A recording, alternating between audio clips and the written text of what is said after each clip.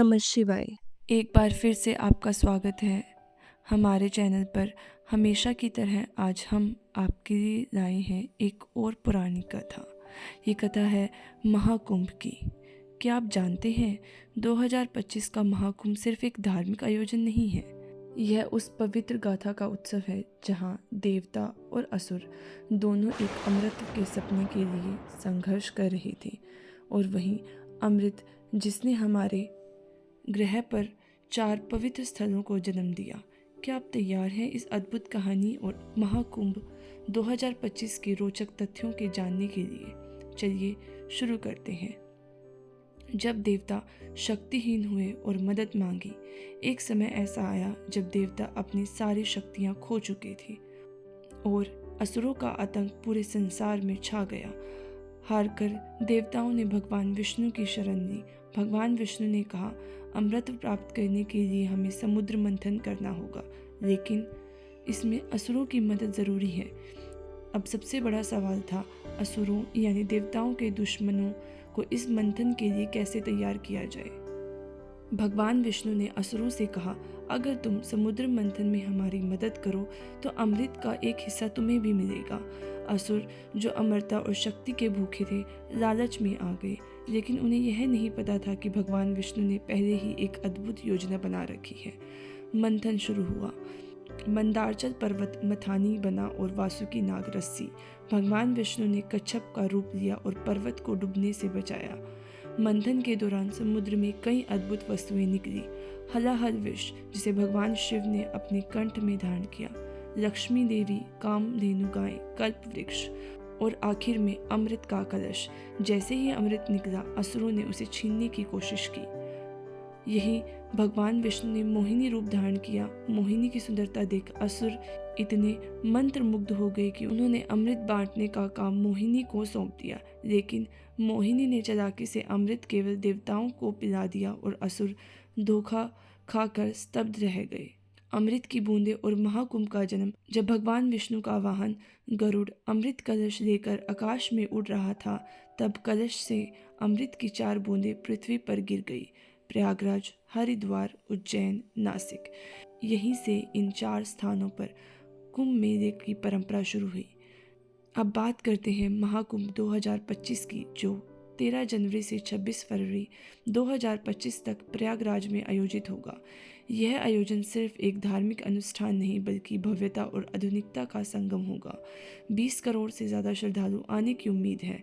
सुरक्षा 30,000 से ज़्यादा सुरक्षाकर्मी, 80 से अधिक वॉच टावर, लाखों टेंट्स जिनमें सामान्य से लेकर लग्जरी टेंट शामिल है, 4,000 से ज़्यादा मोबाइल टॉयलेट्स, ड्रोन से निगरानी और डिजिटल भुगतान की सुविधा।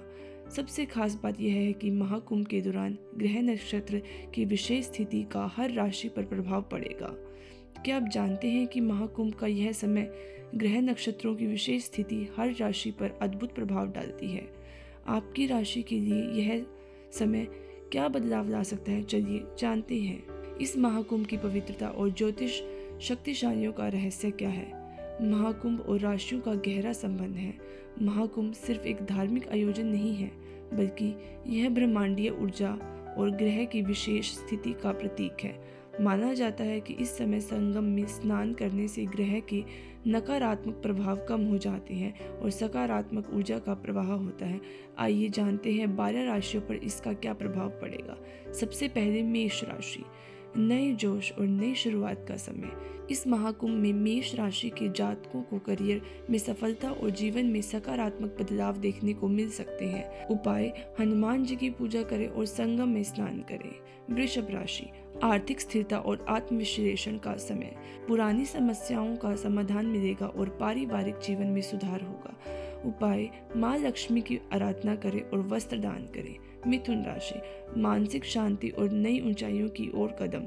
इस कुंभ में आपको सामाजिक और पेशेवर जीवन में नई पहचान मिलेगी।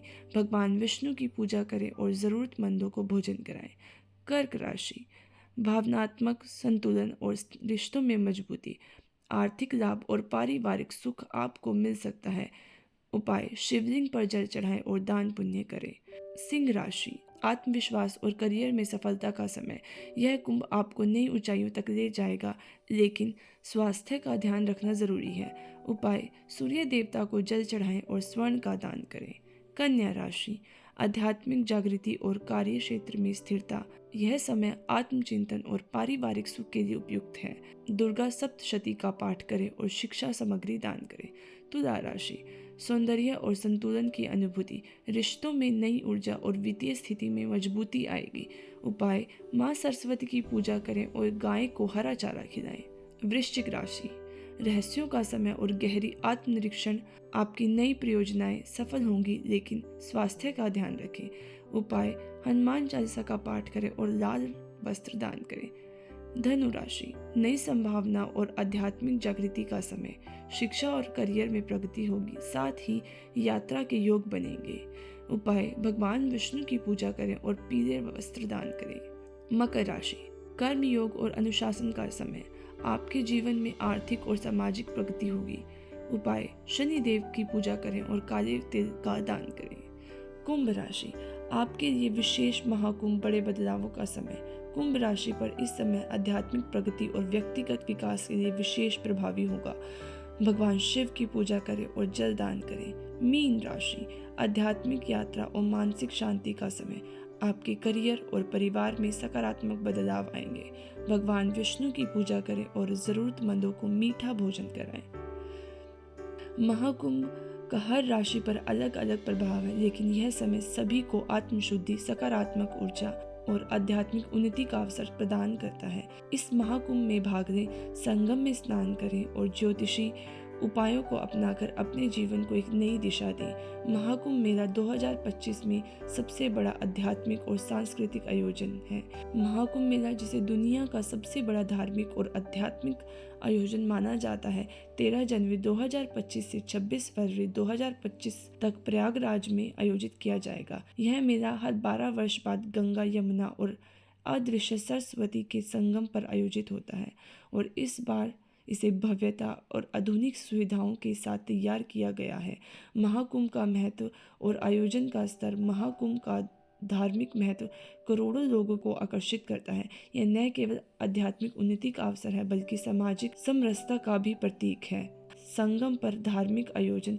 महाकुंभ के दौरान विभिन्न पवित्र स्नान तिथियों पर श्रद्धालु संगम में डुबकी लगाएंगे।